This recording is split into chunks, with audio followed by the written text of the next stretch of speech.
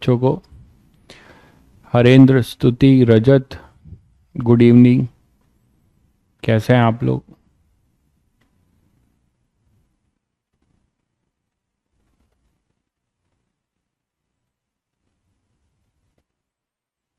Questions attempt कर रहे हैं भाई आप लोग?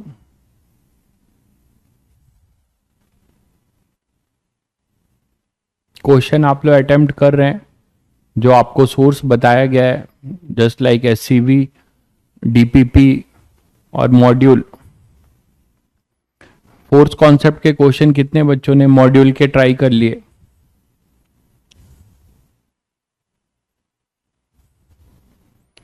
फोर्थ कॉन्सेप्ट के कितने बच्चों ने ट्राई कर लिए?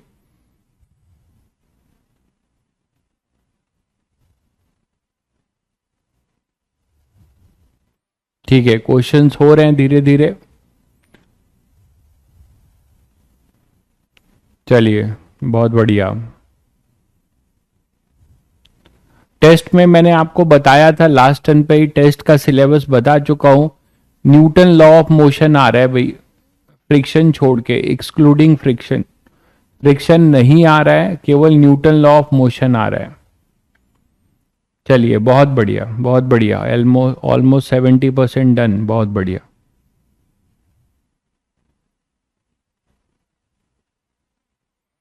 धीरे धीरे ट्राई करिए, ठीक है?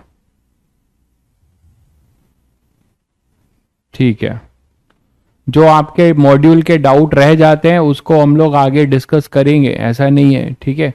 अभी थोड़ा कोर्स पीछे है, कोर्स को थोड़ा लाइन पे लाते हैं। कोशिश करिए मैक्सिमम क्वेश्चन खुद से निपटाने की, स्ट्रगल करके। जैसा अगर आप कर पा रहे हैं तो समझिए आप जेई एडवांस के लिए प्रिपेयर हो रहे हैं बहुत बढ़िया से, ठीक है? आज कौन सा चैप्टर है? आज फ्रिक्शन ही है। लास्ट कुछ और क्वेश्चंस प्रैक्टिस कर लेंगे, कल से सर्कुलर मोशन करेंगे, ठीक है? तो फ्रिक्शन के ही कुछ क्वेश्चंस और कर लेते हैं। कॉन्सेप्ट तो देखिए, फ्रिक्शन हम फिर आएंगे, सर्कुलर मोशन में से रिलेट करके क्वेश्चंस काफी अच्छे बनते हैं फ्रिक्शन के। तो जब हम सर्कुलर मोशन पढ़ रहे होंगे तो आपको फ्रिक्शन फिर मिलेगा, ठीक है? जब हम सर्कुलर मोशन कर रहे होंगे तो हमें फ्रिक्शन फिर मिलेगा। उसके बाद वर्क पावर एनर्जी होगा, सर्कुलर मोशन के बाद वर्क पावर एनर्जी होगा, ठीक है भाई? सर्कुलर मोशन पढ़ने के बाद ही आप वर्क पावर एनर्जी पढ़ सकते हैं। रोलिंग फ्रिक्शन, देखिए रोलिंग फ्रिक्शन यहां पर मैं टच नहीं करूंगा। जब रोलिंग मोशन पढ़ेंगे तब आप रोलिंग फ्रिक्शन का फीचर समझ पाओगे। अभी मैं आपको रोलिंग फ्रिक्शन कुछ बताऊंगा तो समझ में आएगा नहीं, क्योंकि रोलिंग के लिए टॉर्क की जरूरत है और आपको टॉर्क नहीं पता क्या टॉर्क है। फ्रिक्शन की डायरेक्शन, रोलिंग फ्रिक्शन की डायरेक्शन टॉर्क से डिसाइड होगी कि कोई बॉडी घूमने की टेंडेंसी क्या रखती है ना भाई? तो घूमने की टेंडेंसी क्या रखती है, उसके लिए टॉर्क चाहिए और टॉर्क आपको नहीं आता। दैट्स वाई रोलिंग फ्रिक्शन का आपको मतलब एप्लीकेशन रोटेशन में मिलेगा, ठीक है? इंपल्स आपको दिया है क्या पीवाईक्यू में? अच्छा, इसी चैप्टर में दे दिया है, ठीक है? इंपल्स जनरली हम लीनियर मोमेंटम में पढ़ते हैं, ठीक है? वो यहां पे दिया होगा, तो अभी आप उसको राउंड करके रखिए। जब हम लीनियर मोमेंटम पढ़ेंगे तो इंपल्स करेंगे। चलिए, तो जैसे कुछ क्वेश्चंस लेते हैं, एक टाइप के क्वेश्चन जैसे और करते हैं। ये हमने नहीं किया है इस टाइप के क्वेश्चन। देखिए, मान लीजिए एक बहुत बड़ा प्लैंक है, ठीक है? एक बहुत बड़ा प्लैंक है और इस प्लैंक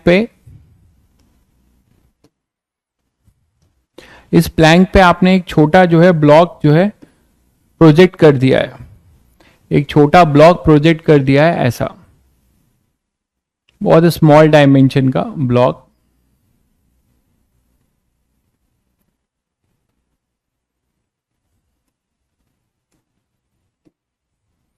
ये ब्लॉक आपने जस्ट यहां पे प्रोजेक्ट कर दिया है, कितने से? v0 वेलोसिटी से। v0 वेलोसिटी से इस वेरी लॉन्ग प्लेटफॉर्म पे आपने इसको प्रोजेक्ट कर दिया। ये प्लेटफॉर्म कहां पे रखा हुआ है? ये प्लेटफॉर्म रखा है अपना स्मूथ ग्राउंड पे। ये प्लेटफॉर्म रखा हुआ है स्मूथ ग्राउंड पे। इनके बीच में फ्रिक्शन है mu.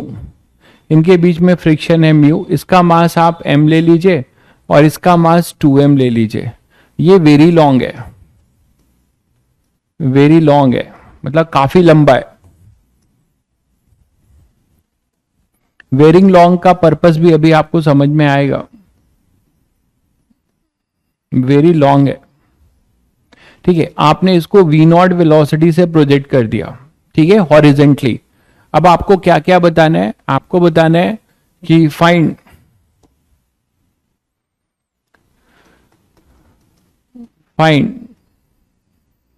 The time when both the block move together, या सीधे सीधे लिखिए find the common velocity.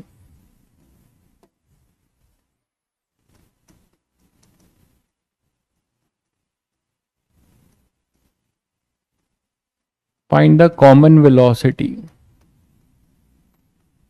Of block and plank. ये अपना प्लैंक है, ब्लॉक एंड प्लैंक का कॉमन वेलोसिटी हमें चाहिए। दूसरा चाहिए कि डिस्टेंस कवर्ड बाय ब्लॉक। तो हमें चाहिए डिस्टेंस कवर्ड बाय ब्लॉक।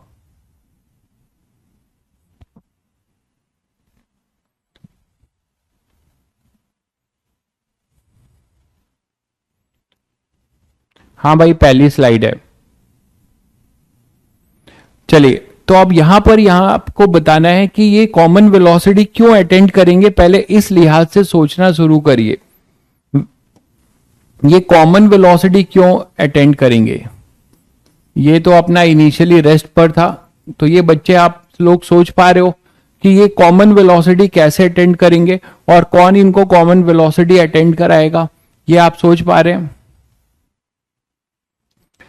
चलिए बताइए जल्दी से, शुरू में क्या हो रहा होगा, कौन सा फ्रिक्शन लगेगा इनके बीच में।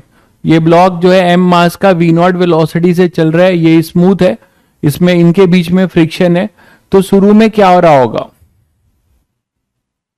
हाँ, पेपर 1 और पेपर 2 दोनों का सिलेबस सेम रहेगा, बिल्कुल बिल्कुल। यहां पे काइनेटिक फ्रिक्शन लगेगा, ये बात सभी बच्चे गेस कर पा रहे होंगे कि यहां पर अपना Fk लगेगा, रिलेटिव मोशन इस पे ऐसा हो रहा है और इस वाले पे Fk ऐसा लगेगा। मानते हो कि नहीं? इस पर Fk ऐसा लगेगा और इस पर Fk अपना ऐसा लगेगा।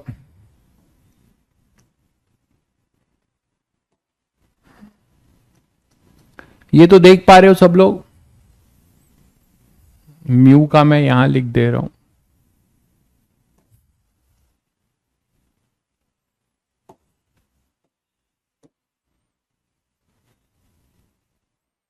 म्यू आपको गिवन है coefficient of friction between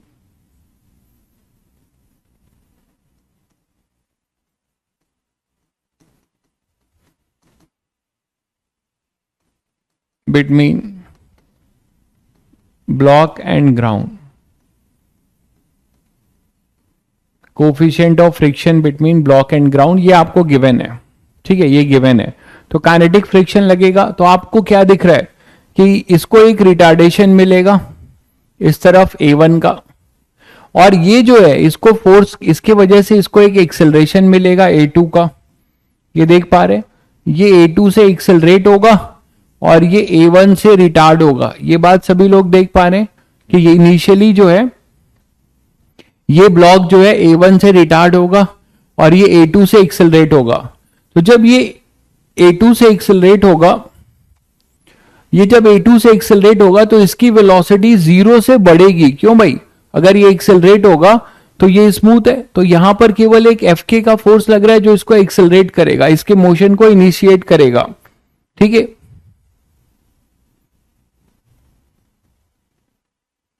clear है? तो यहां पर अपने पास क्या हो जाएगा कि ये प्लैंक 0 वेलोसिटी से चलना शुरू होगा और धीरे धीरे इसकी वेलोसिटी बढ़ेगी और इस Fk की वजह से इसको रिटार्डेशन मिलेगा, तो इसकी वेलोसिटी क्या होगी? कम होगी। ठीक है, तो एक ऐसा टाइम आएगा जब दोनों कॉमन वेलोसिटी से मूव करेंगे। ये सभी लोग समझ पा रहे हैं, ये दोनों कॉमन वेलोसिटी से मूव करेंगे।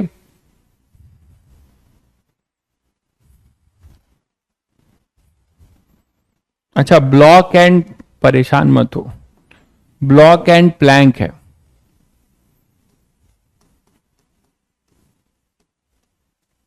ठीक है, तो ये कहानी सबको समझ में आ गई यहां से कि A2 के वजह से क्या होगा, A2 will accelerate the motion of Planck and, तो Fk के बारे में ये है, Fk दो रोल प्ले कर रहा है। Fk retard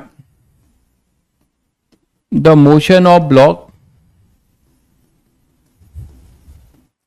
motion of block, ठीक है, and accelerate the motion of Planck, accelerate the motion of Planck,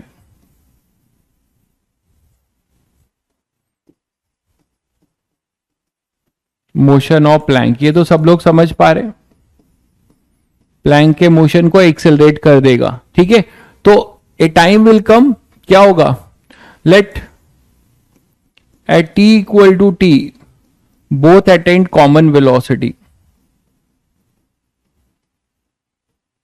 ऐसा हम मान रहे हैं।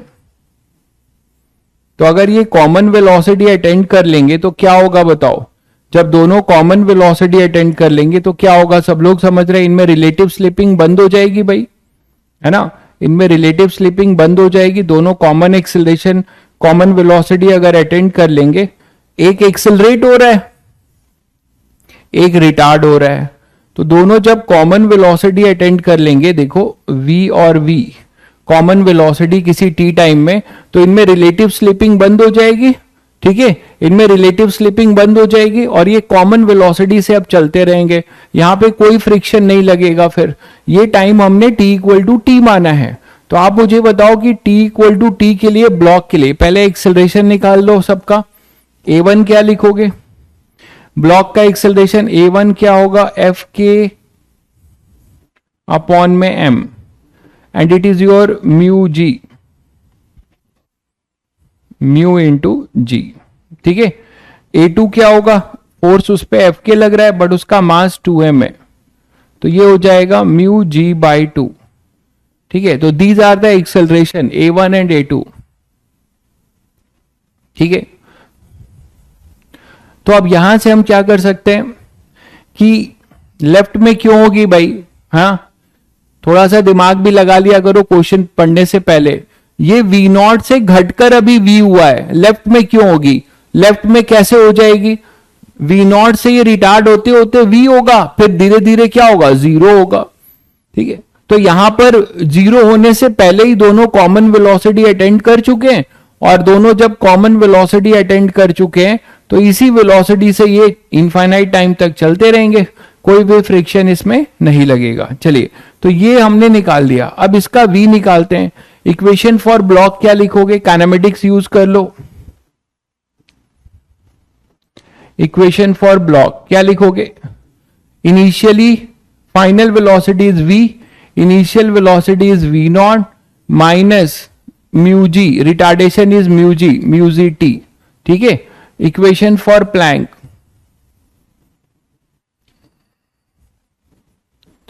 तो प्लैंक के लिए इक्वेशन लिखो। प्लैंक के पास फाइनल वेलोसिटी है v, initial velocity 0, accelerated motion था, कितने एक्सेलरेशन से, म्यू जी बाई 2t उसी टाइम में। ठीक है, दोनों की वेलोसिटी सेम है। ठीक है, दोनों की वेलोसिटी अपनी क्या है, सेम है। तो जब दोनों की वेलोसिटी अपनी सेम है, कॉमन वेलोसिटी, दोनों को इक्वेट करो, टाइम आ जाएगा। ठीक है, तो इन दोनों को इक्वेट कर रहे हो तो क्या मिलेगा आपको, v naught minus mu g t equal to mu g by 2t। तो v naught equal to 3/2 mu g t, तो t आ जाएगा 2v नॉट अपॉन में 3 म्यू जी, t आ जाएगा अपने पास 2v नॉट अपॉन 3 म्यू जी। ठीक है, ये वो टाइम है जब दोनों कॉमन वेलोसिटी से मूव करेंगे। क्लियर है सभी को। अब देखिए कि वो कॉमन वेलोसिटी क्या होगी, वो कॉमन वेलोसिटी निकालना है तो किसी एक में पुट कर दो, जैसे आप इसमें पुट करना चाहते हो, इसको लाकर इसमें पुट कर दो। तो इसमें जब पुट करोगे तो आपको कॉमन वेलोसिटी v भी मिल जाएगी, वो हो जाएगा mu g by 2 into 2v0 upon 3 mu g. तो ये अपने पास जो v आ जाएगा वो आ जाएगा कितना, v0 बाई 3। तो ये इस कॉमन वेलोसिटी से चल रहे होंगे, तो कॉमन वेलोसिटी हमारे पास कितना होगा, v0 बाई 3। क्लियर है सभी बच्चों को? बेसिक जो है हमने Fk की डायरेक्शन मार्क कर ली, Fk लगा है जिसके वजह से रिटार्डेशन है, तो पहले इसका एक्सेलरेशन मतलब वही रिटार्डेशन निकाल दिया फोर्स अपॉन मास से, फिर काइनेमेटिक्स यूज कर दिया पहली इक्वेशन। फिर हमें पता है कि टी टाइम में दोनों की वेलोसिटी सेम है, दोनों को इक्वेट किया, टाइम आ गया, हमें ये मिल गया। नेक्स्ट पार्ट क्या बोलता है कि हमें डिस्टेंस बताना है, डिस्टेंस कवर्ड बाय ब्लॉक। यहां तुम्हें थोड़ा ध्यान रखना पड़ेगा, it is asking for distance travel by block, कुछ नहीं दिया हुआ है कि किसके रिस्पेक्ट में। ब्लॉक दो फ्रेम में मोशन कर रहा है, ठीक है। A2 कैसे लिखा है, अरे A2 बहुत आसान है, A2 पे देखो इस प्लैंक पे फोर्स कितना लग रहा है, Fk, ठीक है। Fk इस प्लैंक की एबीडी बनाओगे, ये तो स्मूथ है, केवल इस पे इसके वजह से एक फ्रिक्शन फोर्स लग रहा है, यही इसको एक्सेलरेट कर रहा है।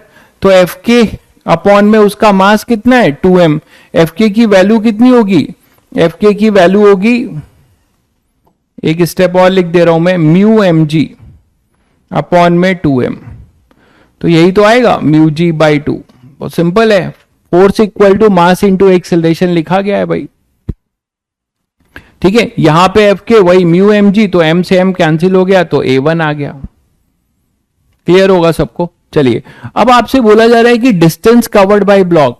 ब्लॉक को अगर आप ध्यान से देखो तो ब्लॉक प्लैंक के रिस्पेक्ट में भी मोशन कर रहा है और अर्थ के रिस्पेक्ट में भी कर रहा है। और मैंने तुम लोग को समझाया हुआ है कि कभी भी फ्रेम ऑफ रेफरेंस मेंशन ना हो, कभी भी फ्रेम ऑफ रेफरेंस मेंशन ना हो तो आप क्या करेंगे, आप हमेशा ग्राउंड के रिस्पेक्ट में देखेंगे, ठीक है। तो हमेशा ग्राउंड के रिस्पेक्ट में देखेंगे।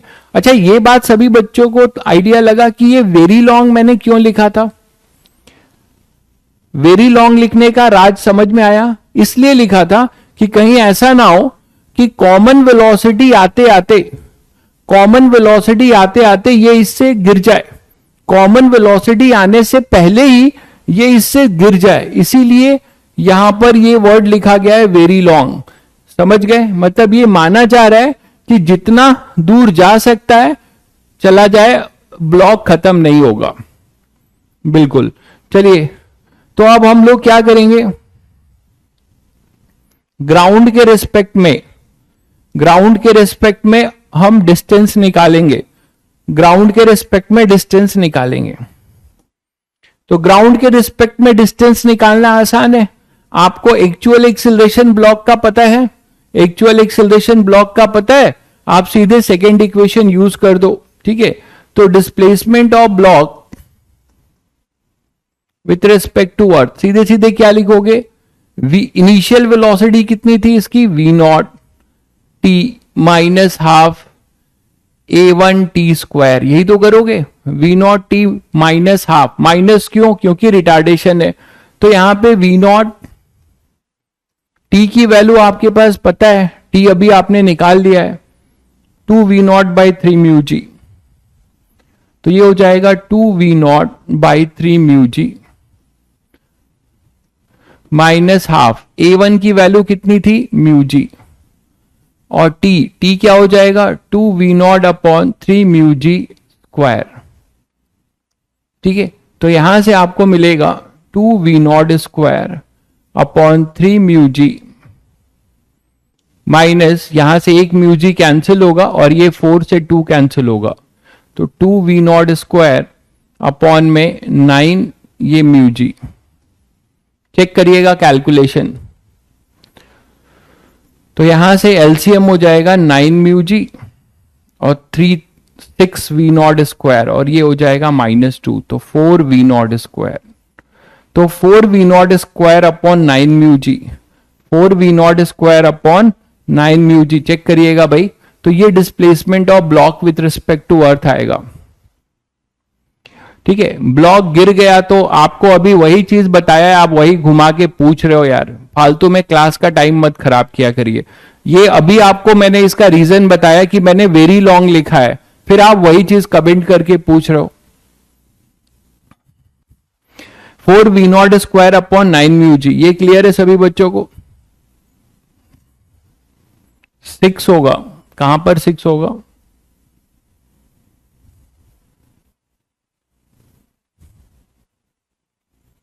अरे 6 माइनस 4 किया है भाई, 6 माइनस 2 4 होगा ना, 6 कैसे होगा?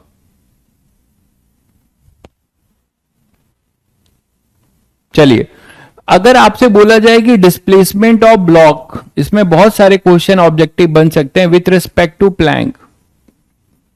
प्लैंक के रिस्पेक्ट में क्या होगा? तो प्लैंक के रिस्पेक्ट में क्या लिखोगे?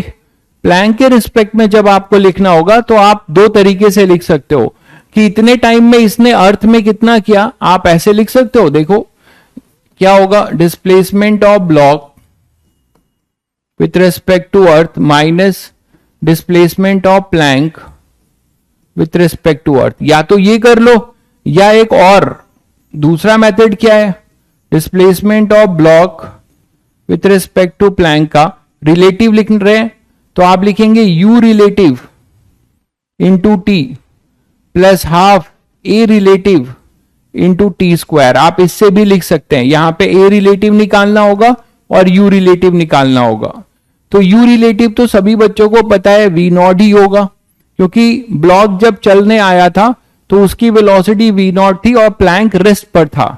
तो यहां पर एक तरीके से u रिलेटिव जो है वो क्या हो जाएगा, v नॉट, और a रिलेटिव क्या हो जाएगा? a रिलेटिव देखिए दोनों का अर्थ के रिस्पेक्ट में एक्सेलरेशन किस डायरेक्शन में, a1 और a2 ऑपोजिट डायरेक्शन में, देख रहे हैं दोनों का अर्थ के रिस्पेक्ट में ऑपोजिट डायरेक्शन में, तो दोनों वेक्टर ऐड हो जाएंगे। तो हम क्या लिखेंगे, a1 प्लस a2, तो ये a रिलेटिव हो जाएगा a1 प्लस a2। आप यहां से भी कर सकते हैं और टाइम भी आपको पता ही है, तो यहां से भी हो जाएगा या फिर यहां से कर लो। आपने अर्थ के रिस्पेक्ट में निकाल लिया है, प्लैंक का निकाल लो, ये दूसरा मेथड है। इसके आप दो मेथड कर सकते हैं, दोनों में से कोई भी अप्रोच लगा सकते हैं। वाई वी यूज रिलेटिव, अरे यार आप लोग मतलब ये वो कौन से बच्चे हैं, शायद इन्होंने पढ़ा नहीं होगा, ये तब ऐसे पूछ रहे हैं। अरे रिलेटिव क्यों यूज कर रहे हैं, क्योंकि रिलेटिव मांगा है भाई, डिस्प्लेसमेंट ऑफ ब्लॉक प्लैंक के रिस्पेक्ट में मांगा गया है। आई विल जस्ट अब मुझे इसको जो है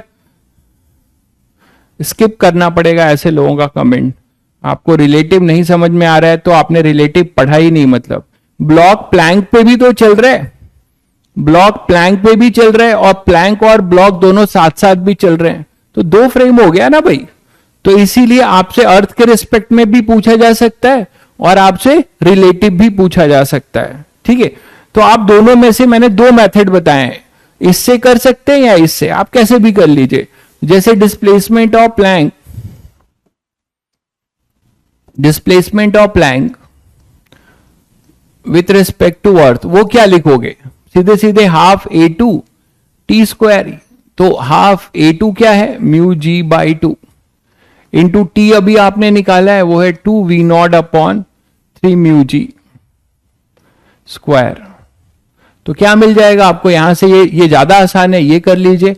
यहां से आपको क्या मिल जाएगा, ये 4 से 4 कैंसिल होता है और अपने पास आ जाएगा mu g v not square upon 9, एक म्यू जी कैंसिल भी होगा, तो क्या आ जाएगा हमारे पास, v not square upon 9 mu g. ये हो जाएगा डिस्प्लेसमेंट ऑफ प्लैंक, और डिस्प्लेसमेंट ऑफ प्लैंक किस डायरेक्शन में, पॉजिटिव आई कैप, और डिस्प्लेसमेंट ऑफ ब्लॉक भी किधर है, पॉजिटिव आई कैप, ठीक है। तो दोनों आप वेक्टर लिख लो यहां पे, क्या हो जाएगा ये 4 v not square upon 9 mu g i cap minus v not square upon 9 mu g i cap. दोनों पॉजिटिव डायरेक्शन में ही थे, तो यहां से आपको मिल जाएगा 3 वी नॉट स्क्वायर अपॉन में 9 म्यू जी आई कैप। तो रिलेटिव डिस्प्लेसमेंट कितना हो गया, वो आपने निकाला v not square upon 3 mu g i cap, ये रिलेटिव हो जाएगा। तो बहुत सारे ऑप्शन बन सकते हैं। बहुत बढ़िया भाई कुमकुम, आपने आंसर पहले ही दे रखा है। V not square by 3 mu g, ये इसका आ जाएगा। इसका एक मैंने दूसरा तरीका भी आपको बताया है, यू रिलेटिव तो वी नॉट ही होगा। यू रिलेटिव का मतलब इनिशियल रिलेटिव वेलोसिटी। तो इनिशियल रिलेटिव वेलोसिटी क्या होगा, प्लैंक की कोई वेलोसिटी नहीं है, ब्लॉक वी नॉट से मूव कर रहा है, तो वही उसकी रिलेटिव भी होगी, वही उसकी अर्थ के रिस्पेक्ट में भी होगी। क्लियर है? नहीं भाई Sohaib sir, it will move with plank after time t. नहीं, ऐसा नहीं है। मैंने क्वेश्चन, आप क्वेश्चन रट के आते हो, जो बच्चे इस तरीके से मार्केट के क्वेश्चन रटते हैं इसीलिए उनका अप्रोच डेवलप नहीं होता। मैंने ऐसा कोई क्वेश्चन नहीं लिया है कि वो स्टैटिक फ्रिक्शन की, मैंने पहले ही उसको वी नॉट से प्रोजेक्ट किया है, आपने पढ़ा नहीं ध्यान से। This is t equal to zero, t equal to zero पे हमने इसको प्रोजेक्ट किया है भाई। मैं पूरा लिख दूं, block is projected at t equal to zero, block को हमने फेंका है तो शुरू से ही उसको काइनेटिक फ्रिक्शन मिलेगा। ठीक है, ऐसा नहीं है कि ब्लॉक जो है प्लैंक पे रखा हुआ था और आप उसे फोर्स से पुल कर रहे हो। This is not the question जो आप शायद पढ़े हो या कहीं किए हो, तो उसको इससे आप रिलेट कर रहे हो। ठीक है भाई, तो ये क्वेश्चन था।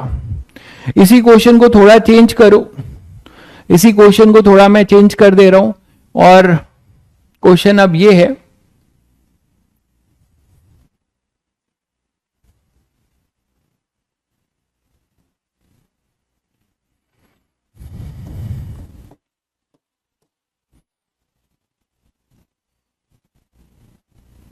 एक ब्लॉक है और दूसरा प्लैंक है। समझाने के लिए थोड़ा ऊपर बनाया है। ठीक है, अब ये दोनों जो है मोशन करेंगे, ये ग्राउंड पे है, ये ग्राउंड पे रखा है।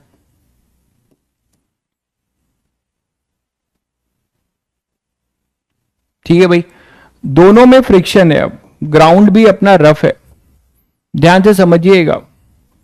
इसको थोड़ा और सही बना देता हूं कि ऊपर हो गया है।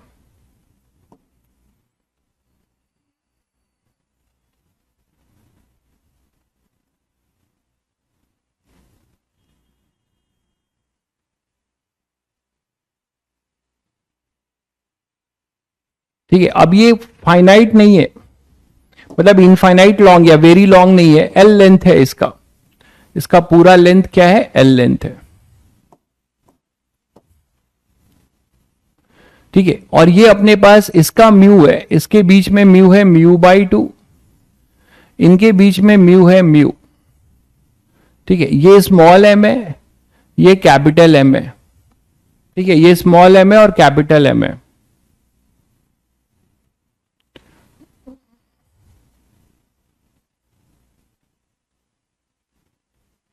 हाँ बिल्कुल, after time t it will move with plank, ये तो यही तो हम निकाल रहे हैं कि after time t it will move, not at t equal to zero. अच्छा, आप ये कहना चाह रहे थे। तो म्यू है आपके पास, म्यू बाई 2 है, ये एफ है। ठीक है, अब आपसे बोला जा रहा है कि इनिशियली हमने क्या किया है, ध्यान दीजिएगा सिस्टम क्या बोल रहा है कि इनिशियली हम दोनों को, ठीक है,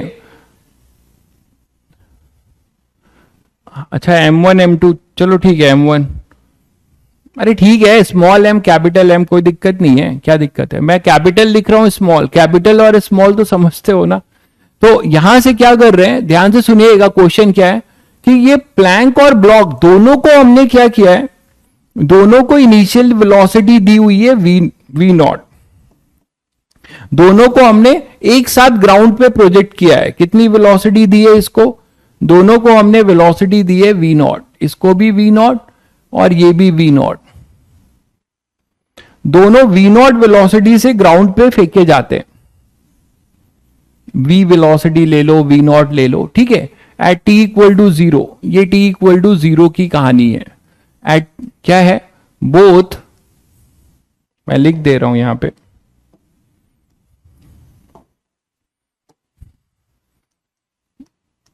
both block, plank and block projected horizontally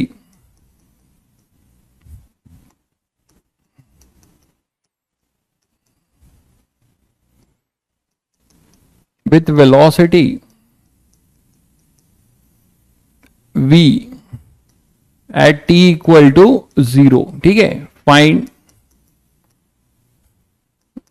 the time when block separate with plank. तो ब्लॉक प्लैंक से कब अलग हो जाएगा ये हमें निकालना है, मतलब ब्लॉक जो है प्लैंक से कब गिर जाएगा आपको ये बताना है। ठीक है, तो क्वेश्चन का सिचुएशन थोड़ा चेंज किया है, अब थोड़ा दिमाग लगाओ आप लोग भी। मैंने बोला सिचुएशन सब लोग समझ गए, पहले वाले से अलग है। पहले वाले में केवल ब्लॉक को मैंने प्लैंक पे मूव किया था, ठीक है, और ग्राउंड स्मूथ था। अब क्या हो रहा है कि ब्लॉक और प्लैंक दोनों को एक साथ हम मूव करा रहे हैं वीवी वेलोसिटी से, ठीक है, और टी इक्वल टू 0 पर ही करा रहे हैं। तो अब आपको बताना है कि क्या होगा कहानी। जल्दी थोड़ा ट्राई मारिएगा।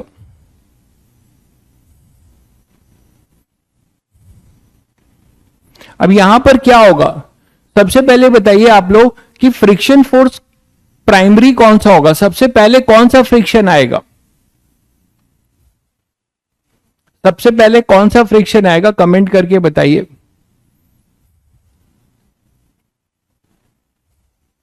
बहुत बढ़िया भाई आदर्श, बिल्कुल रिलेटिव, बिल्कुल बहुत बढ़िया आदर्श, तुमने पकड़ लिया है।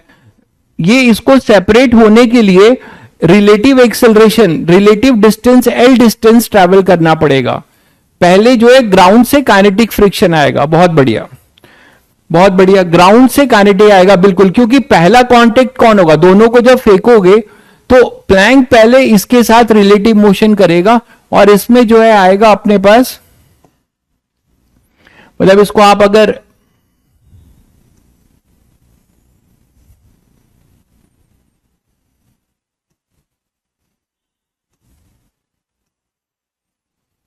यहां देखते हो तो कहानी देखो कैसे हो रही होगी।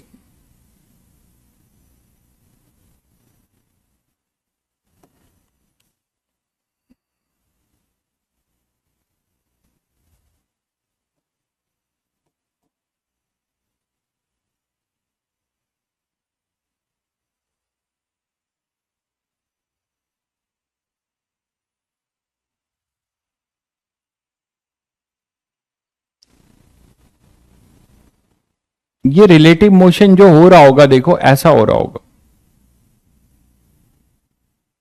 तो t इक्वल टू 0 पे जो डायरेक्शन होगा, देखो फ्रिक्शन की डायरेक्शन क्या होगी, इस पे जो डायरेक्शन लगेगा इस पे एफ के लगेगा इस तरफ, और इसके एफ के से दो फ्रिक्शन है, एफ के 1 ले लेता हूं, तो जो काइनेटिक फ्रिक्शन ग्राउंड का लगेगा इससे ये रिटार्ड होगा, है ना, ये वी वेलोसिटी, जैसे इस पे एफ के लगेगा ये वी वेलोसिटी से क्या होगा, इसकी वेलोसिटी कम होगी, तो इसकी वेलोसिटी कम होगी तो इसके रिस्पेक्ट में आपको क्या दिखेगा, प्लैंक प्लैंक वी की वेलोसिटी कम होगी, वी की वेलोसिटी अपनी कम होगी, और ये अभी वी ही मान रहे हैं, ये वी से आगे जाने की, ये सब इंस्टेंटेनियस ही होगा, तुरंत होगा, कि पहले ग्राउंड वाला फ्रिक्शन आएगा जिससे इसकी वेलोसिटी कुछ क्या होगी, कम होगी, और इसकी वेलोसिटी जब कम होगी तो ये तो वी वेलोसिटी से आगे जाने की टेंडेंसी रखेगा, तो इस पे फ्रिक्शन फोर्स अपना क्या होगा इधर, और ये कितना होगा अपने पास, ये हो जाएगा FK2। ये समझ पा रहे हैं कि नहीं पहले सब लोग, ये बताइए मैंने कैसे फ्रिक्शन फोर्स लगाया, और इस पे ये फ्रिक्शन फोर्स FK2 ऐसा लगेगा, इस पे FK2 एक्शन रिएक्शन है तो ऐसा लगेगा। ये क्लियर है सभी को। ग्राउंड से काइनेटिक लगा, ग्राउंड से काइनेटिक लगा तो ये धीरे धीरे क्या हुआ भाई, जब जैसे आया ये इसको क्या करेगा, रिटार्ड, तो इसके रिस्पेक्ट में ये इसकी वेलोसिटी, इसकी तो अभी v है, इसकी वेलोसिटी v से कुछ कम होगी, तो जब इसकी वेलोसिटी v से कम होगी तो इसके रिस्पेक्ट में आपको क्या दिखेगा कि ये इसके प्लैंक के रिस्पेक्ट में कि इसकी वेलोसिटी कम है, इसकी ज्यादा है, तो ये इधर जाना चाहेगा, तो ये इस पे फ्रिक्शन फोर्स इधर लगाएगा, इस पे इधर लगेगा। ये क्लियर है। चलिए तो अब हम क्या करेंगे, इसका एक्सेलरेशन कुछ हम मान लेंगे अपने पास A2 और A1, इसका A2 मान लेंगे, मैंने नेट एक्सेलरेशन जिधर फोर्स है उधर ही लिया है, रिटार्डेशन है ये भी, तो इसको मैंने A2 ले लिया, ठीक है। और इन दोनों में कौन बड़ा है आप देख ही रहे हो, Fk2। अच्छा, ये दोनों की मासेस अलग अलग है, ठीक है। तो एक्सेलरेशन जो है इसका A2 है, इसको भी रिटार्डेशन ही ले रहे हैं। अब वेलोसिटी मैं यहां से हटा रहा हूं,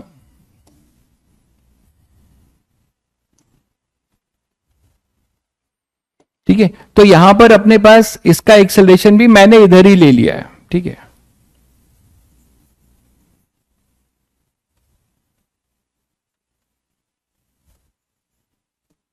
A1 इधर ही एक्सेलरेशन लिया है, रिटार्डेशन लिया है मतलब मैंने। तो मैं A1 क्या लिखूंगा और A2 क्या लिखूंगा, पहले Fk2 निकाल लो, वो होगा म्यू mg। तो व्हाट इज योर A2?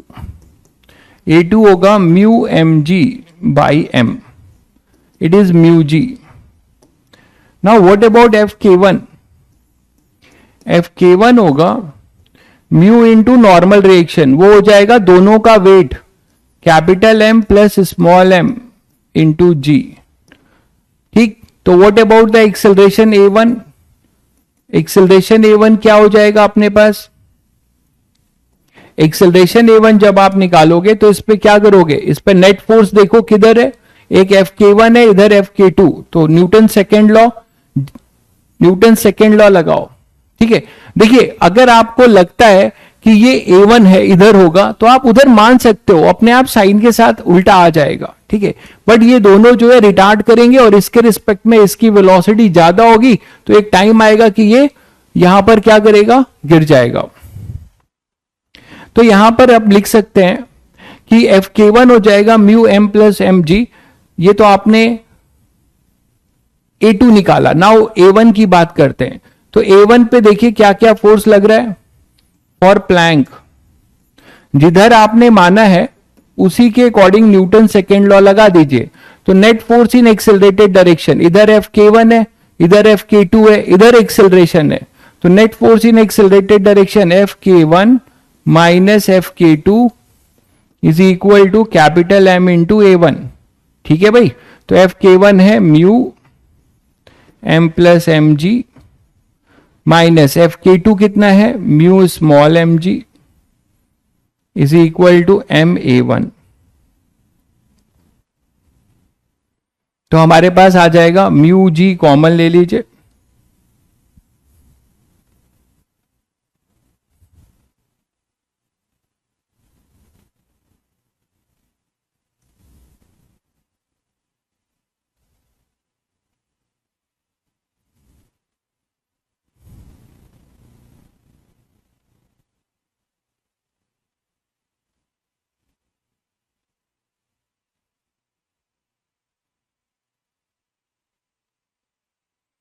तो म्यू जी अगर कॉमन लेते हो तो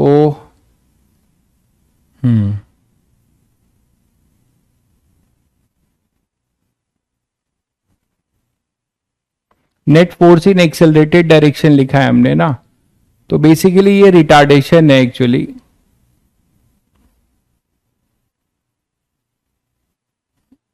एक minute,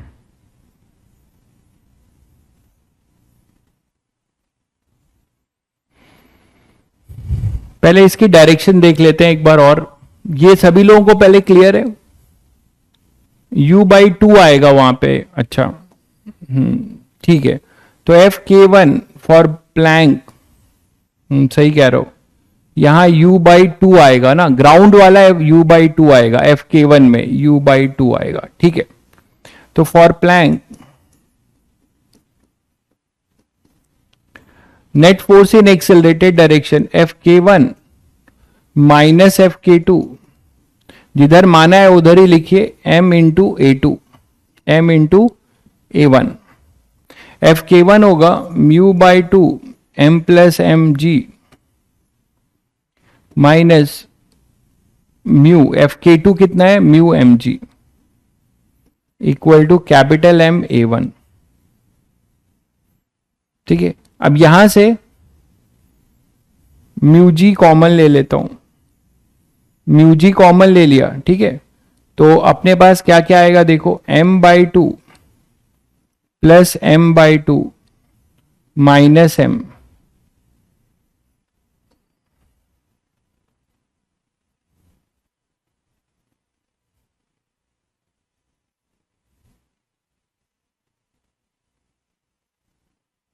equal to ma1।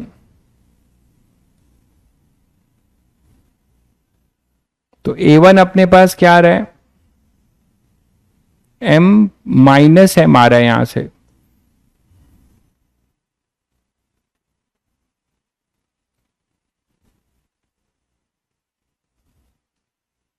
a1 को इधर लिया जाए क्या, क्योंकि ये बड़ा है ना। एक मिनट रुको जरा, अब इससे तो लेकिन पता नहीं चलेगा ना।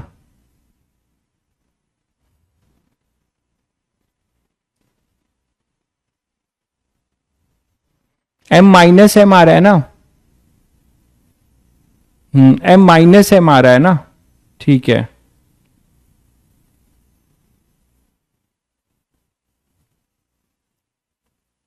m माइनस में आ रहा है,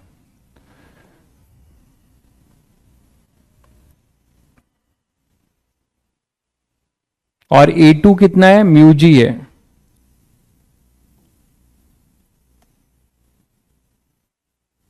चलो ठीक है, जैसा माना है वैसा करते हैं, अपने आप डायरेक्शन के साथ आएगा।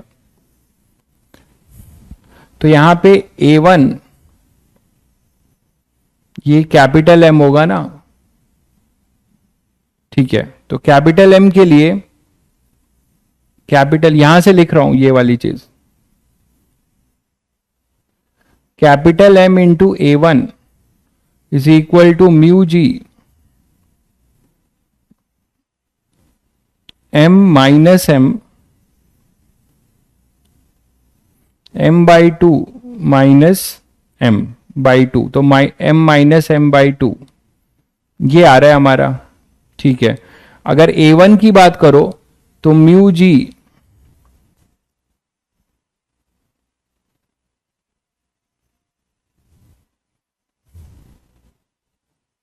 m minus m upon two capital M आ रहा है। इसको हम ऐसे लिख सकते हैं, mu g by two 1 minus m by m, ठीक है। तो a1 आ गया ये, a2 आ गया ये। अब रिलेटिव की बात करें, दोनों को मैंने इस डायरेक्शन में लिया है, सेम डायरेक्शन में लिया है, ध्यान दो। तो ये इससे अलग कब होगा, ये इससे अलग कब होगा, ये इससे अलग तब होगा जब ब्लॉक प्लैंक के रिस्पेक्ट में l डिस्टेंस ट्रैवल करे। तो आपको इसका रिलेटिव यूज करना पड़ेगा। तो रिलेटिव के लिए देखो, u रिलेटिव क्या होगा, इसकी वेलोसिटी भी v थी, इसकी भी v थी, तो u रिलेटिव 0 हो जाएगा, है ना, u रिलेटिव 0, ठीक है। अब a रिलेटिव की बात करते हैं। तो a रिलेटिव की बात करें तो ये दोनों a1 और a2 सेम डायरेक्शन में है। तो acceleration of block with respect to plank अगर लिखोगे तो आप क्या लिखोगे, acceleration of block with respect to plank. दूसरी स्लाइड ले लेता हूं। तो एक्सेलरेशन ऑफ ब्लॉक हमें रिलेटिव निकालना पड़ेगा, तो क्या लिखेंगे, s relative equal to u relative into t plus half a relative into t square. यही था। एस रिलेटिव एल होगा, यू रिलेटिव 0 होगा।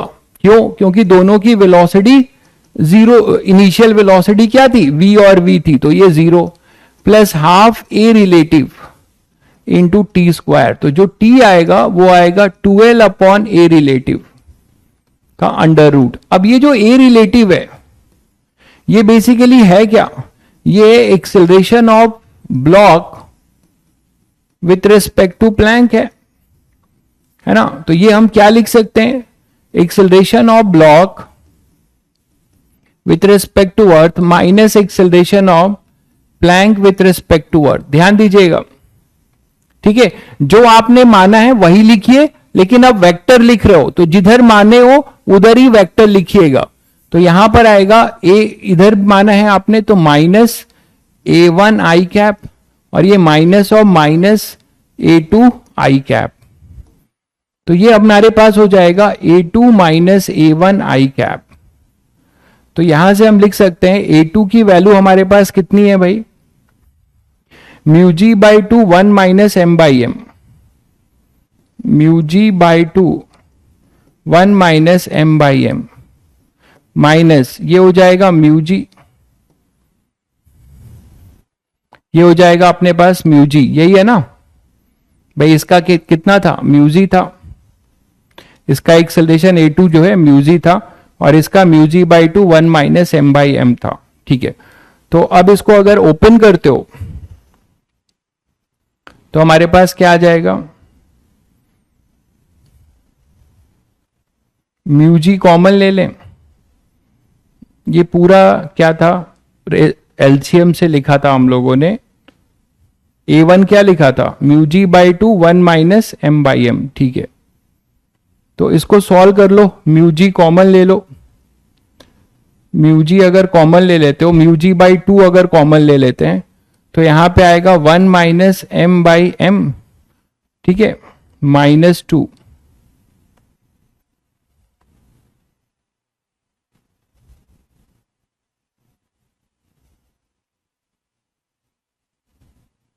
म्यू जी बाई टू अगर कॉमन लेते हो,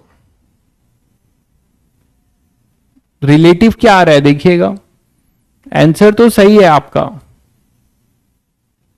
बिल्कुल आंसर सही है, उल्टा है क्या,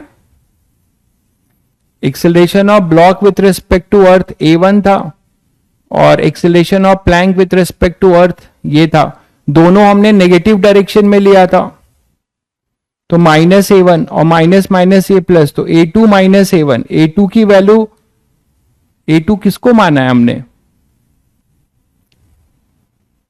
इसका अच्छा उल्टा लिख दिया है, a2 हमने ब्लॉक को माना था, तो a2 ब्लॉक को माना है तो वो हो जाएगा म्यू जी माइनस, ये हो जाएगा mu g by two 1 minus M by M i cap. ठीक है, अब इसे सॉल्व कर लीजिए, तो mu g minus mu g by two और ये minus minus plus mu g by two M by M, तो यहां से हमें मिलेगा mu g by two common लिया, M plus M by capital M, check करिएगा सब लोग, ये आ जाएगा। ठीक है, तो बस अब यहां पे पुट कर दो, वैल्यू पुट कर दो, तो हमारे पास टी क्या आ जाएगा, ए रिलेटिव की वैल्यू यहां पुट करिए तो क्या आ जाएगा, 2 ऊपर जाएगा 4L upon a relative 4ml, capital m है 4ml upon mu g m plus m, check करिए सब लोग, 4ml mu g m plus m, final answer ये है, बहुत बच्चे कर चुके हैं।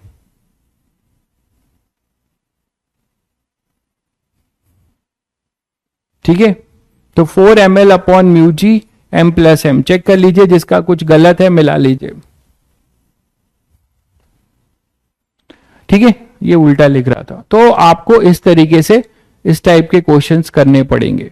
इसी में कभी कभी आपसे पूछा जाता है कि जैसे एक बच्चा कह रहा था कि पहले से ये रुके हुए हैं, इनका ग्राफ आपसे पूछा जाता है, ठीक है, इनका ग्राफ आपसे मान लीजिए पूछा जाता है, ये स्मूथ है मान लीजिए, और ये जो अपना फोर्स है ये केटी है, ये m1 है, ये m2 है।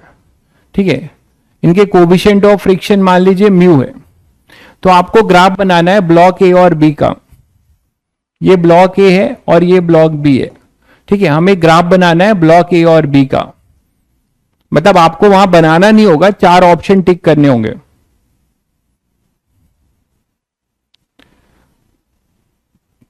फ्रिक्शन में स्प्रिंग क्वेश्चंस भी हैं, तो स्प्रिंग वाले में क्या करना है, स्प्रिंग वाले में आप kx के साथ देख के कर सकते हो। चलो देखते हैं, अभी कुछ क्वेश्चन देख लेते हैं।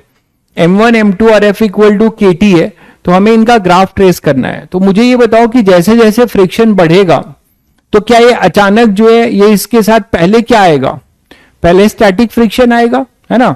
तो फॉर ब्लॉक ए कब तक मूव नहीं करेगा, ए और बी पहले साथ साथ मूव करेंगे।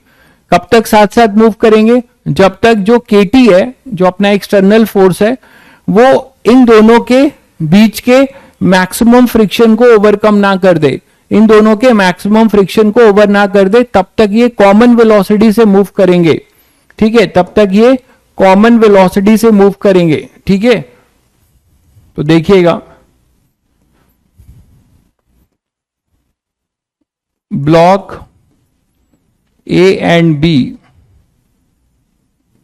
मूव विथ कॉमन एक्सेलरेशन, क्योंकि ये तो स्मूथ है, मूव विथ कॉमन एक्सेलरेशन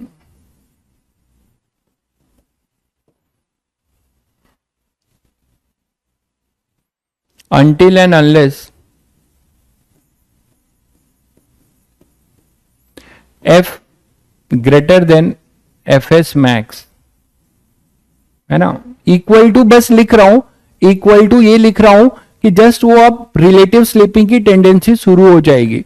तो देख लें यहां पर वो टाइम क्या होगा, वो टाइम भी हम निकाल सकते हैं, है ना। वो टाइम अपने पास क्या हो जाएगा, केटी, केटी किसको ओवरकम कर दे, equal to F S max, वो हो जाएगा म्यू एम वन जी। तो जो टी होगा वो आएगा अपना म्यू एम वन जी अपॉन में के कोई कांस्टेंट है भाई। ठीक है, तो इतने टाइम के बाद इन दोनों में रिलेटिव स्लिपिंग शुरू हो जाएगी। तो ये जो टाइम है मान लेते हैं T1। ठीक है, तो T1 के बाद after T greater than T1 relative slipping start हो जाएगा,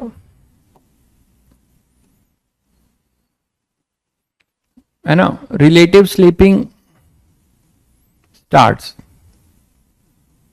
और रिलेटिव स्लिपिंग जब स्टार्ट होगा तो ये सभी लोग समझते हो कि जब रिलेटिव स्लिपिंग स्टार्ट हो जाएगा तो दोनों अपने अलग अलग एक्सेलरेशन से मूव करेंगे, दोनों अपने अलग अलग एक्सेलरेशन से मूव करेंगे।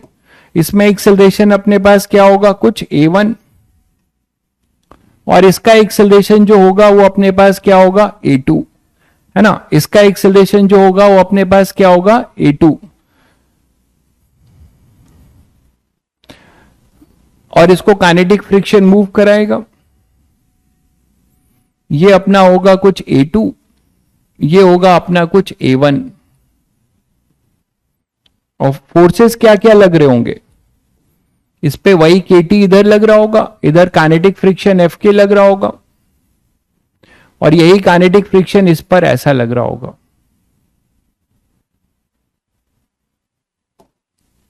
डायरेक्शन तो अब सभी बच्चों को क्लियर हो गया होगा, इतनी प्रैक्टिस की है। ठीक है, तो बस यहां से अब ये M1 M2 तो दोनों अलग अलग एक्सेलरेशन से मूव करेंगे, ये अपना KT है। लेकिन इंटरेस्टिंग बात क्या है, इंटरेस्टिंग बात यह है, देखो कि Fk जो है कांस्टेंट है, तो A2 कांस्टेंट रहेगा, ये देख पा रहे हो, और A1 जो है वो वेरी करेगा, वो टाइम का फंक्शन होगा। A2 क्या लिखोगे, अगर आप लिखना ही चाहो तो क्या लिखोगे, Fk बाई M2, और Fk है म्यू M1G अपॉन में M2। बोलो, तो ये टाइम का फंक्शन नहीं होगा, ये कांस्टेंट रहेगा, म्यू M1G, Fk यही लगेगा अपॉन में मास M2, A2 कांस्टेंट रहेगा। What about A1, A1 is your function of time, KT minus mu M1G upon में M1, तो A1 का आएगा K by M1 T minus mu G।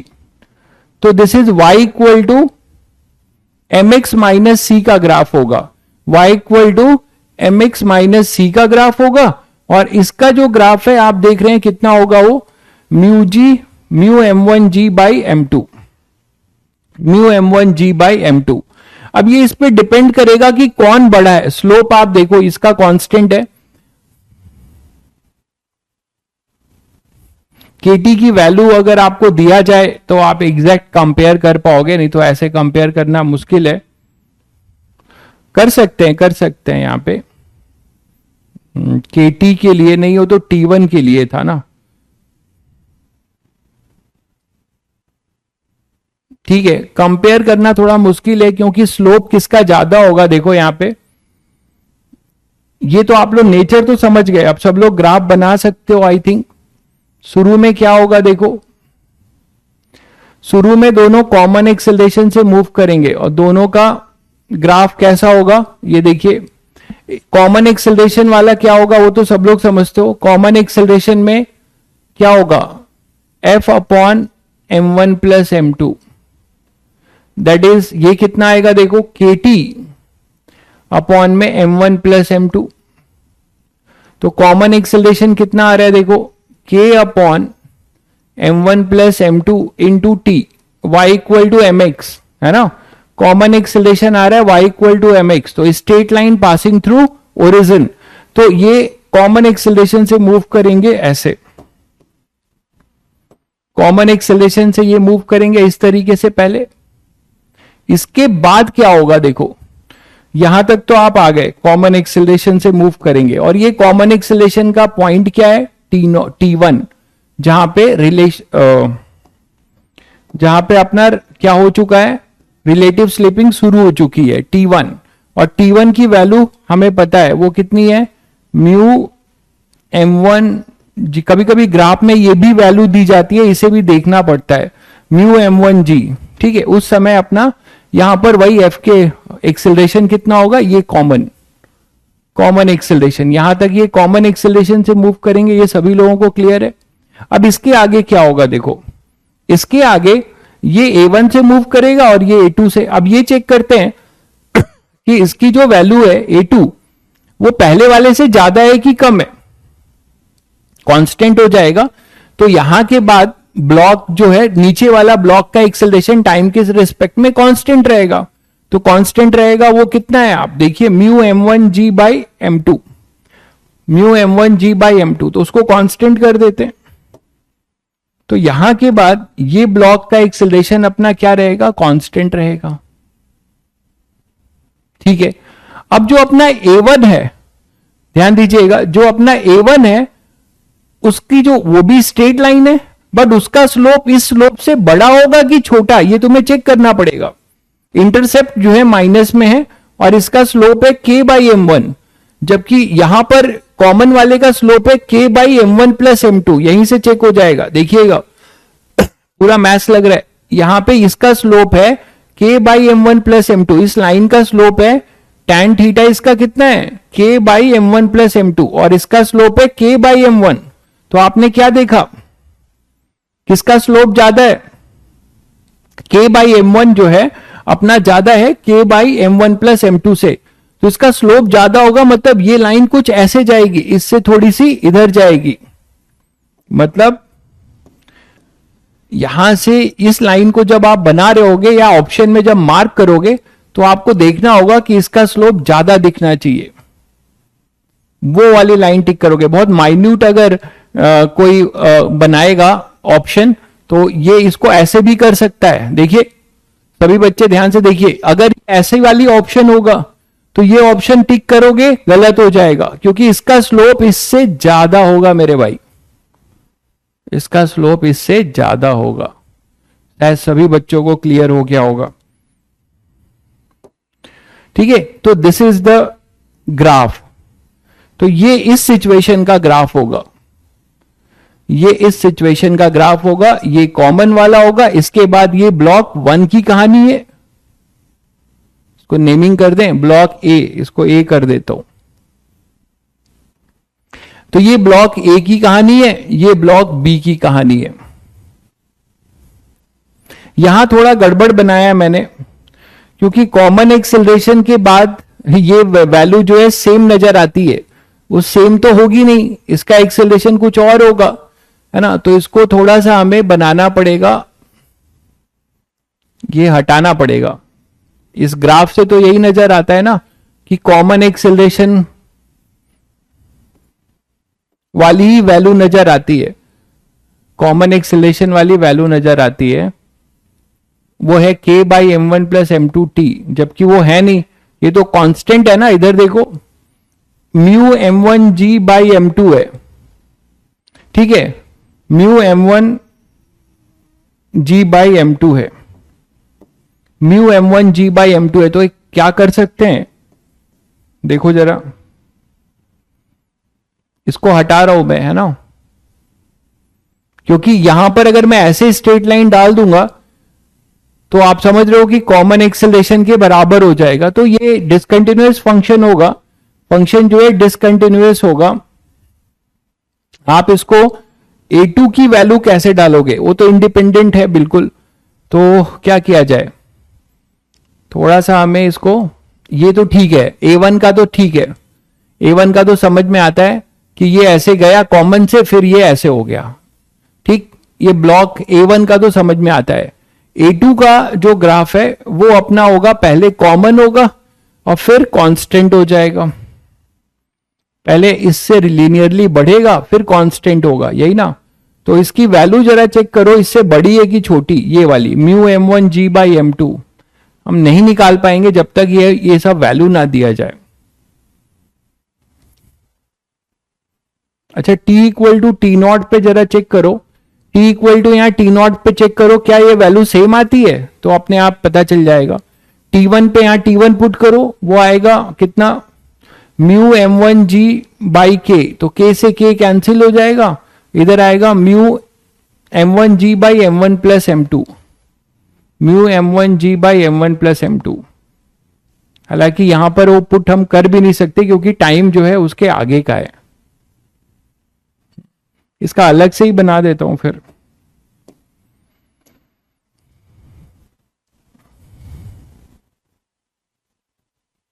A2 का जो ग्राफ होगा वो A2 का ग्राफ आप, मतलब इसको एक साथ बनाना यहां पॉसिबल नहीं है, शायद ये मैं जो बोल रहा हूं समझ पा रहे हैं सभी लोग। A2 बड़ा है, A2 बड़ा है, कैसे गेस किया तुमने, A2 बड़ा है ये कैसे गेस किया तुमने, कुछ तो दिया नहीं है वैल्यू।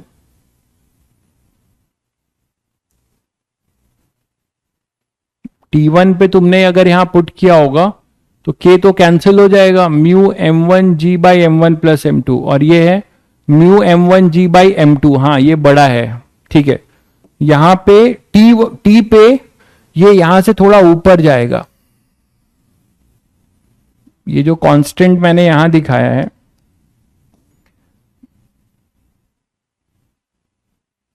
ये कुछ ऐसे दिखाना पड़ेगा, बेटर है कि ये ग्राफ अलग ही बनाया जाए।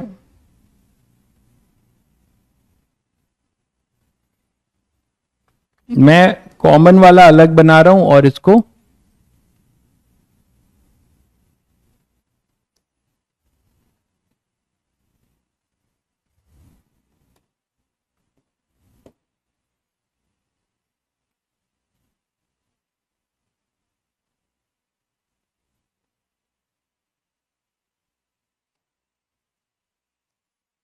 तो ये कॉमन का अभी हटाते हैं यहां से,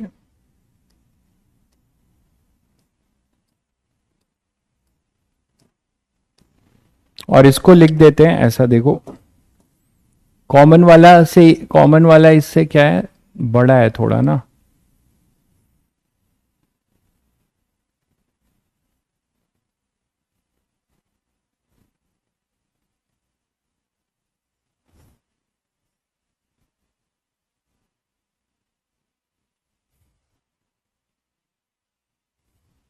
मतलब यहाँ पे अनडिफाइंड टाइप की चीज होगी, ये समझ रहे हैं सब लोग, ये वाला चीज जो है थोड़ा ऊपर अगर हम बनाएं कॉमन वाले के लिए, T1 टाइम तक तो यही है, T1 के बाद जस्ट ये रिलेटिव शुरू हो चुका है,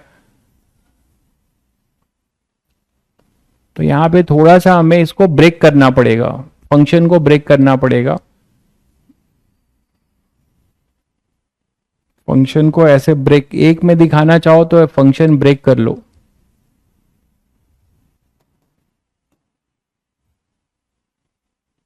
ये तो कॉमन हो गया, और यहां के बाद कुछ आपको यहां से ये बनाना पड़ेगा,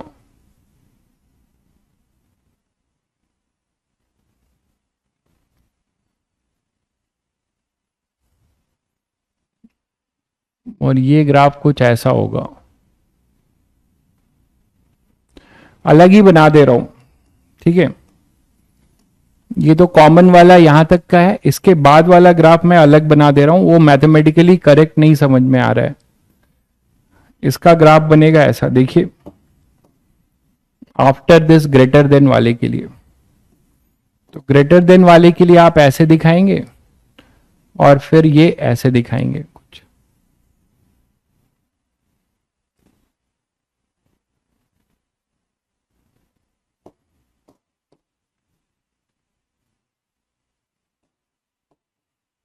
तो देख लीजिएगा ऑप्शन में कहां का पूछा है। ठीक है, ये अपना हो जाएगा A2 और ये A1 कहां के लिए है, ये t ग्रेटर देन फॉर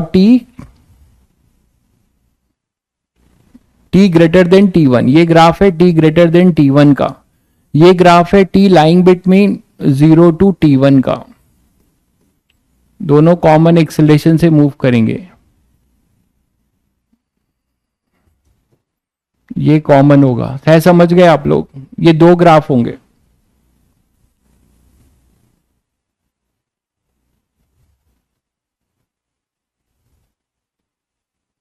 देखो A2 बड़ा होगा, ये कैसे पता चलेगा, आप T1 पे क्रिटिकल पॉइंट पे वैल्यू रख दो, बाकी ये वैल्यू आपको क्वेश्चन में गिवन होती है, आप यहां से भी कर सकते हैं। ये जो T1 है, इस T1 को यहां पे रख दो कॉमन एक्सेलरेशन वाले पे, वहां से आपको मिल जाएगा।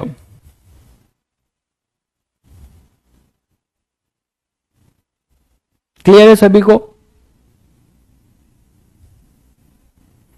तो यहां से अपने पास ये कॉमन एक्सेलरेशन में इसके लिए आप रख दो, ठीक है। तो ग्राफ जो है अलग ही बना लेने में फायदा है, यही तो यहां ट्रांजिशन है, तो इसको हम लोग लिख देते हैं ये A1 A2, ये एक्सेलरेशन वर्सेस टाइम का ग्राफ होगा, एक्सेलरेशन वर्सेस टाइम का। आफ्टर कब है, t ग्रेटर देन T1, ये कब है, t लाइंग बिटवीन 0 से T1। क्लियर है ये? तो देख लेना ऑप्शन में आपको क्या दिया हुआ है, तो ये मैंने दोनों अलग से बना दिया।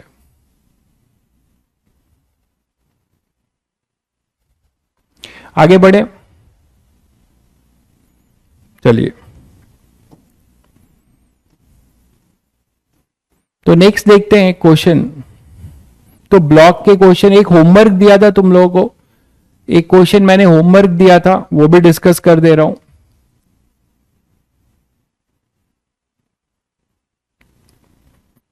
कि एक अपने पास बड़ा ब्लॉक था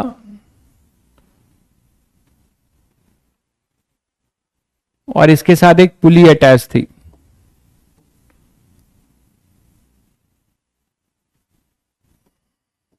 उसके बाद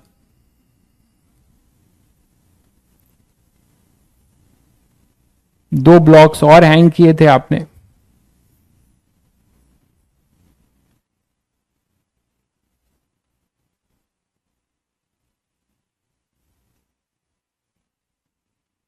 और ये पूछा गया था कितने बच्चों ने ये किया था। ये स्मूथ है,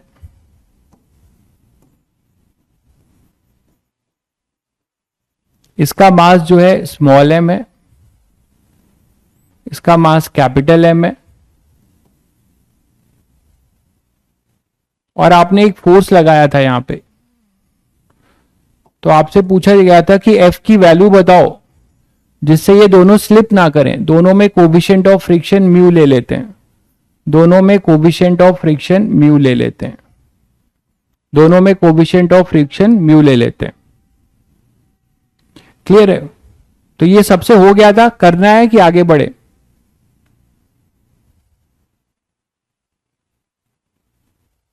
हाँ, रेंज आएगा, बिल्कुल रेंज आएगा।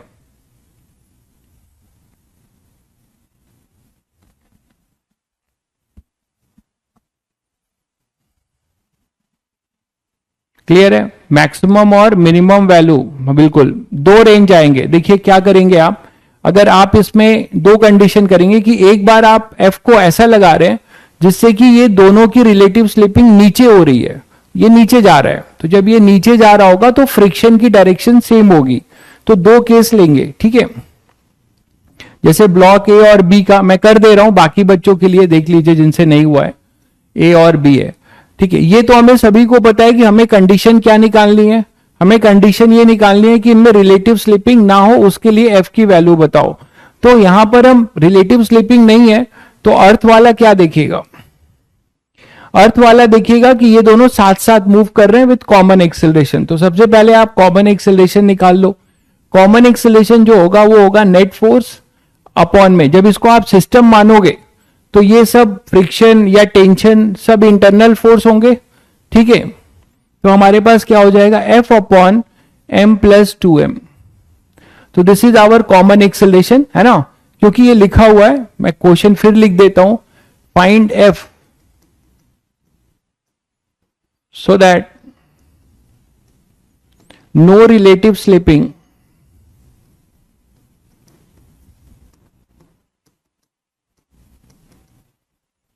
between A and B, A और B में कोई रिलेटिव स्लिपिंग ना हो, इसके लिए आपको F बताना है।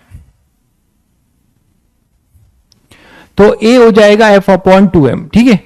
अब आ जाओ यहां पे, पहला कंडीशन ये देखते हैं कि केस 1 लेते हैं कि बी डाउनवर्ड स्लिप करने की टेंडेंसी रखता है, ब्लॉक बी मूविंग डाउनवर्ड, ठीक है। ये कंडीशन ले रहे हैं, ब्लॉक बी मूविंग डाउनवर्ड। तो अगर ब्लॉक बी मूविंग डाउनवर्ड है, अगर आप ये कंडीशन ले रहे हो, तो सभी को पता है कि फिर क्या होगा इनमें,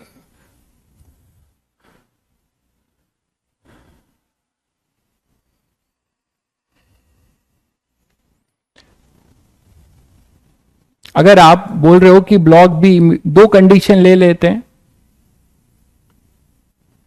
एक डाउनवर्ड का एक अपवर्ड का, ठीक है। तो अगर मान लीजिए केस 1, ये केस 2 कर लेंगे, केस 1 यहां लिख दे रहा हूं, जगह नहीं है। तो केस 1 के लिए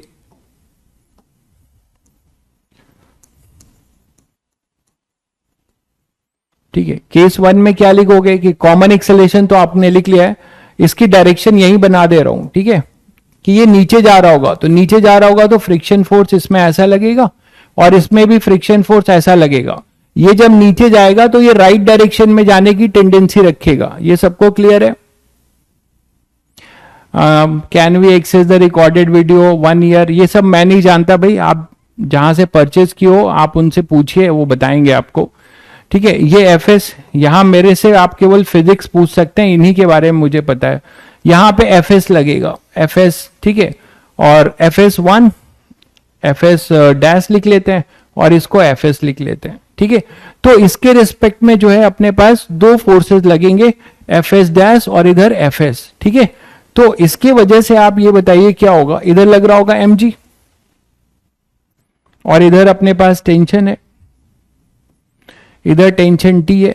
तो for block not to slip, आप इन दोनों की अलग से एफबीडी बनाएंगे for block not to slip के लिए।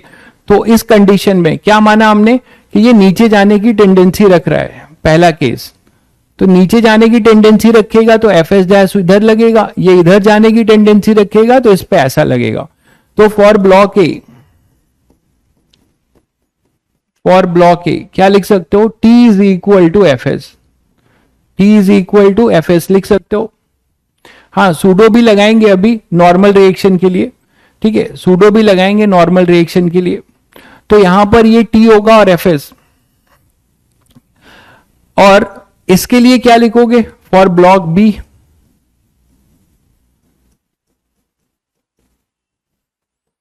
और यहां पर क्रिटिकल कंडीशन हम निकाल रहे हैं ना भाई, क्रिटिकल कंडीशन निकाल रहे हैं। तो यहां पे एफ एस मैक्स कर लीजिए, that is t is equal to mu m g,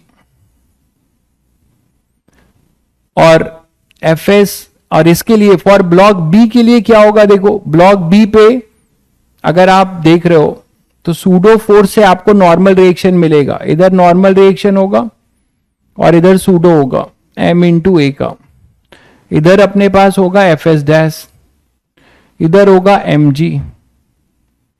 ठीक, तो अब आप इसके लिए क्या लिख सकते हैं, t plus F s dash, t plus F s dash is equal to t plus F s dash is equal to mg। ठीक है, और एफ एस डैश में जो होगा म्यू इंटू एन। ठीक है, t अपने पास क्या हो जाएगा, t इधर है, mg इधर है, सूडो अपना इधर है, नॉर्मल इधर है, तो t के लिए तो आप लिख सकते हो यहां से म्यू mg और एफ एस डैश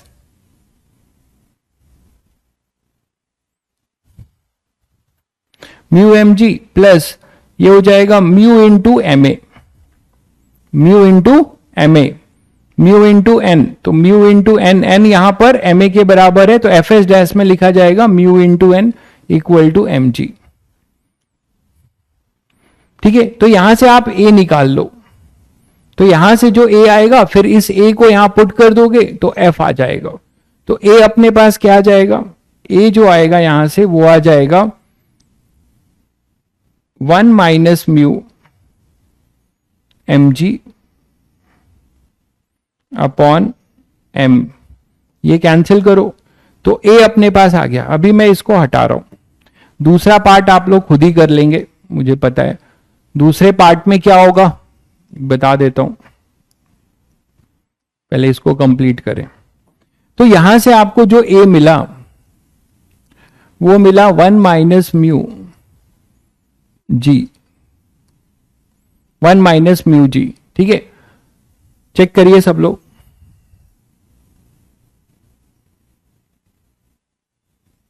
ये क्लियर है सभी को, ये सूडो लगा दिया है भाई। अच्छा, इसका सूडो कह रहे हैं, ब्लॉक ए के लिए सूडो कह रहे हैं। ब्लॉक ए के लिए अगर आप इसके फ्रेम में कर रहे हैं तो ठीक है, मैं अर्थ के फ्रेम में भी कर सकते हैं, आप इसके फ्रेम में कर रहे हैं तो चलिए मैं यहां लगा देता हूं, ये इधर सूडो लगा दिया, वो मैंने यहां लिखा हुआ है, और ये नॉर्मल रिएक्शन है, यही एफबीडी बना दे रहा हूं, और इस पे सूडो इधर लगा दो फिर एमए का, तो एफ एस प्लस यहां पे एमए कर लीजिए, t equal to F S max plus m a. ठीक है, एक इक्वेशन ये हो जाएगी टी इक्वल टू, ये t equal to F S max plus m a, critical condition ले रहे हैं तो f S max plus m a, और यहां से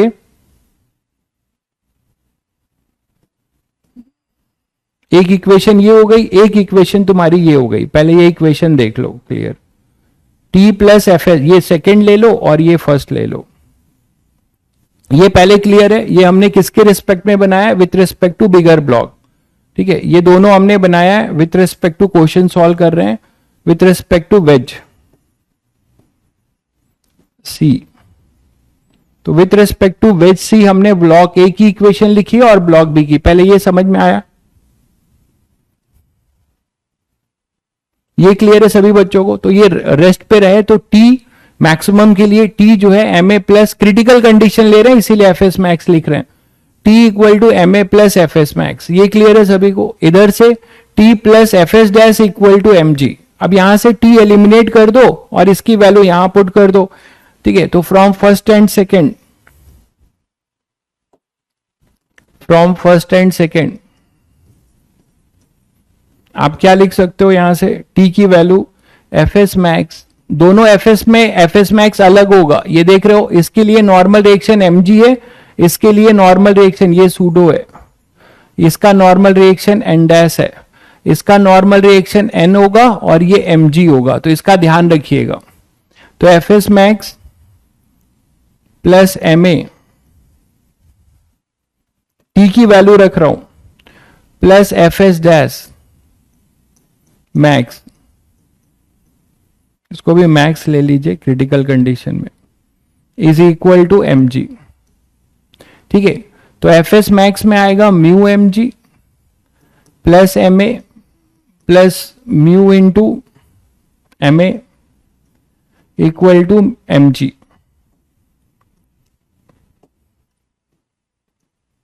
ठीक है, इसको सॉल्व कर लीजिए। यहां से m कॉमन ले लिया, ma कॉमन ले लिया, 1 प्लस म्यू, और ये हो जाएगा 1 माइनस म्यू mg।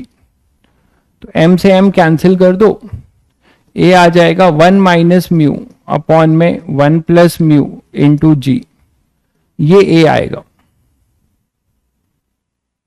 ठीक है, अब ये जो a आया है ये हमने यहां पे लिखा। अब इसके कॉरस्पॉन्डिंग f क्या होगा? तो f आप बता सकते हो, वो होगा m इंटू ए सी, ये AC ही तो है।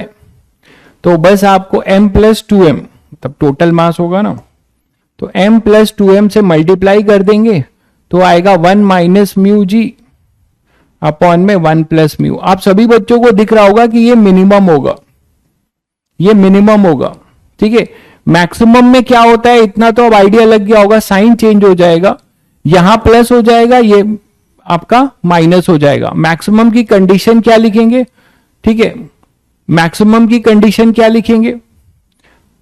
हाँ, पिछले वाले में ये एमए छूटा था ना, सूडो, यहां पे मैंने सूडो नहीं लगाया था। या तो आप सूडो से कर लो या न्यूटन सेकेंड लॉ लगाना पड़ेगा फिर, क्योंकि अर्थ के रिस्पेक्ट में ये इस तरफ मूव कर रहा होगा कॉमन एक्सेलरेशन से। तो या तो सूडो लगा के कर लो या फिर न्यूटन सेकेंड लॉ लगा के अर्थ के रिस्पेक्ट में, तो ये अपने पास आ जाएगा, ये मिनिमम हो जाएगा। अगर मैक्सिमम की बात करते हो तो मैं यही लिख दे रहा हूं, इतना तो सब लोग समझते हो, साइन का चेंज होता है, 1 प्लस म्यू हो जाएगा, इधर 1 माइनस म्यू। कई सारे क्वेश्चन आप लोगों ने रेंज वाले किए हैं। तो एफ इनके बीच में लाई करेगा, एफ जो है एफ इनके बीच में लाई करेगा, है ना भाई। अच्छा, मैक्सिमम में क्या होगा? मैक्सिमम में इतनी तेज से आप एक्सेलरेट करोगे कि ऊपर जाए। मैक्सिमम की कंडीशन आपको बता दे रहा हूं, आप खुद ही सॉल्व कर लीजिएगा। मैक्सिमम की कंडीशन में क्या होगा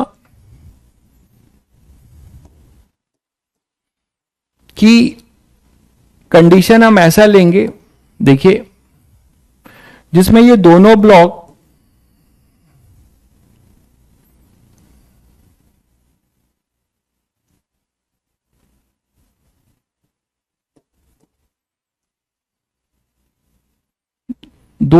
की टेंडेंसी ऊपर स्लिप करने की हो, ये मैक्सिमम का केस बनेगा। तो सेकंड केस ये लेंगे कि आप F इतनी तेजी से F दे रहे हो जिससे कि ये ऊपर स्लिप करे, ये सेकंड केस होगा, ये मैक्सिमम का, मतलब ये इधर जाए और ये ऊपर जाए। ठीक है, इसकी ये टेंडेंसी होगी। तो इसमें जो फ्रिक्शन फोर्स लगेगा, ठीक है, इसमें जो फ्रिक्शन फोर्स लगेगा वो इधर लगेगा और इसका फ्रिक्शन फोर्स नीचे लगेगा, एफ एस डैश। दिख गया सभी बच्चों को? फिर इक्विलिब्रियम बैलेंस कर लेना, ये तो कर लोगे सब लोग। यहां सूडो लगेगा, यहां पे इस तरीके से सूडो लगेगा, इसका नॉर्मल रिएक्शन, इसका mg, और यहां पर ये सूडो और ये नॉर्म, बाकी सब वही रहेगा, बस डायरेक्शन फ्रिक्शन का चेंज हो जाएगा। यहां पे अपने पास ma, ये अपना n डैश, ये n, ये mg, ये टेंशन, और f डैश अब ऐसा होगा। ठीक है, तो अब कर लेंगे, क्लियर है? तो इसके लिए for maximum, for f maximum, तो ये आप बैलेंस कर लीजिएगा। fs को क्रिटिकल कंडीशन में fs डैश और fx को मैक्सिमम रखिएगा, ये आप यहां से निकाल लेंगे, आपकी वैल्यू वही आ जाएगी। हाँ, नहीं होगी तो नहीं तो कर रहे हैं, find f so that no relative slipping. तो रेंज क्या मिलेगा आपको? यही तो रेंज मिलेगा। f जो होगा वो किसके किसके बीच में लाई करे? फॉर नॉट टू स्लिप के लिए आप कंडीशन क्या लिखेंगे? नॉट टू स्लिप, जो अपना जनरल f है वो होगा fs f min से f max के बीच में, यही तो है, यही तो है, ये टिक करेंगे आप।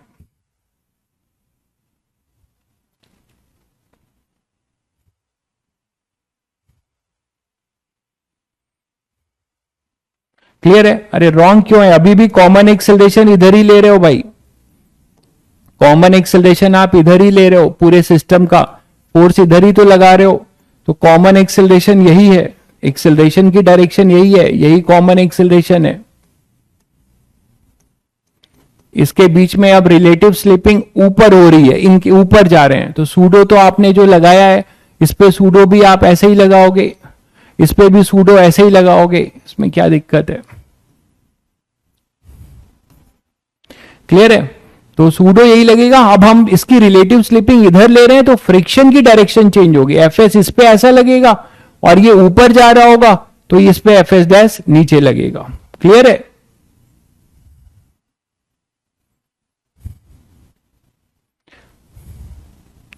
FS less then FS max क्यों नहीं लगेगा? देखिए FS less then FS max, पहले आप अगर आप उसको काम बढ़ाना चाहते हैं तो आप ये कर सकते हैं कि यहां से एफएस निकालिए, फिर इनइक्वलिटी बना लीजिए FS less than equal to FS max, उससे भी कर सकते हैं आप।